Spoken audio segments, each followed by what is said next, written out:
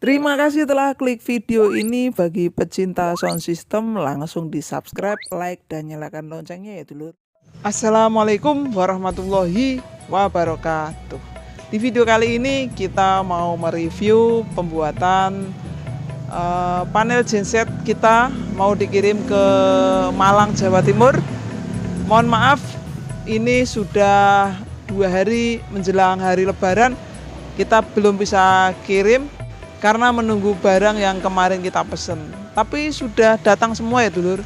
Ini hari ini selesai, cuman mau nggak mau kita akan ngirim setelah Lebaran. Kalaupun kantor pos buka, barang ini nanti akan ketahan di kantor pos Boyolali ya dulur. Jadi nggak bisa sampai juga di dalam waktu-waktu dekat ini. Tapi kita akan usahakan sesegera mungkin dikirim ya.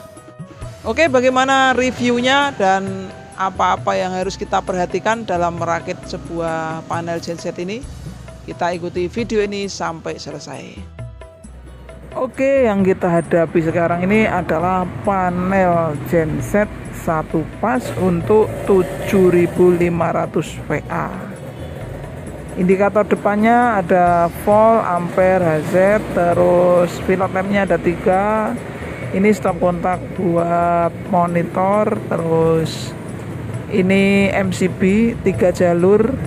Kita pakai untuk stop kontak di bagian belakang ada 3 juga ya. Mari kita lihat bagian belakang stop kontaknya 1, 2, 3 ini kurang lebih MCB nya masing-masing ya. Kita ada input AC dari genset. Nah, ini bisa dari genset atau dari PLN ya. Kita langsung ke depan lagi.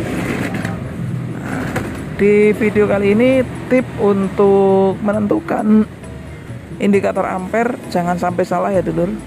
Kalau misalkan dayanya cuma 7500 VA atau MCB-nya hanya 16 ampere kali 3, ini beli indikator ampernya jangan sampai lebih dari 50 ampere ya.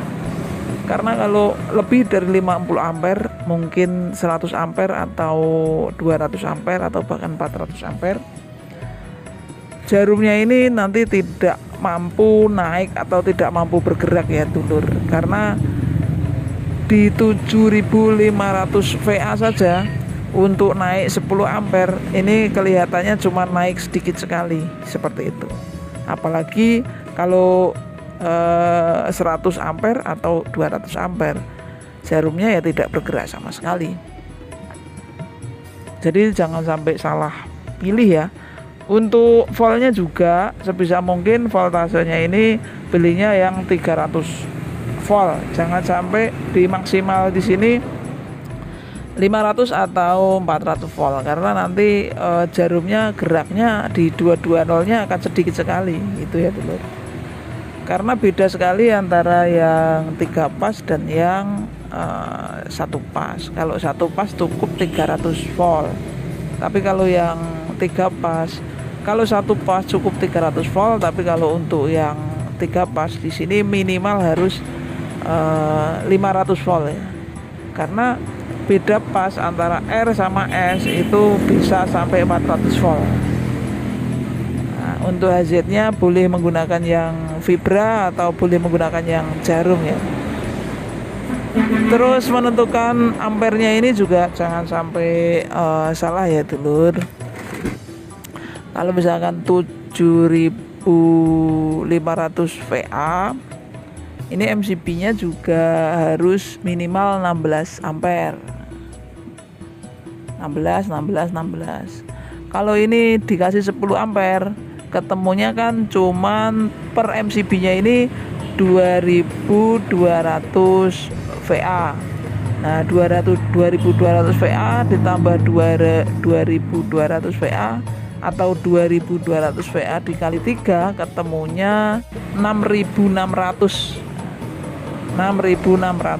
Jadi kalau kita pasangin 10 ampere kali 3, MCB-nya kekecilan dulur. Jadi harus dipasang minimal 16 ampere. Cuman kalau kita pasang 20 ampere kegedean MCB juga bahaya. Karena kalau kegedean MCB terjadi konslet, MCB-nya nggak mau turun, justru kabelnya yang kebakar, bahaya. Kalau kabelnya yang kuat, gensetnya yang kebakar dulu. Sering sekali ada genset yang kemendeng atau kebakaran gara-gara kesalahan menentukan pengaman MCB-nya ya, atau kesalahan menentukan kabel penampangnya ini. Oke, terus kita review bagian dalamnya, kayak gimana bagian dalamnya. Nah, kalau ini cuman CT-nya 1 unit karena cuman 1 pas ya lur. Nah, ini input tegangan. Jadi sentralnya harus melewati kolongnya ini supaya bisa terdeteksi oleh ampernya. Nih. Cuman itu aja reviewnya bagian dalam. Jika minat dengan panel genset seperti ini, bisa langsung WA ya dulur, dengan saya sendiri atau dengan Mas Gufron Pitching. Terima kasih telah mengikuti video ini sampai selesai. Terima kasih juga yang telah like, yang telah subscribe, yang telah setia pada channel Cahaya Teknik Elektronik Murah Boyolali. Sehat selalu, tetap semangat, pokoknya mantap. Wassalamualaikum warahmatullahi wabarakatuh.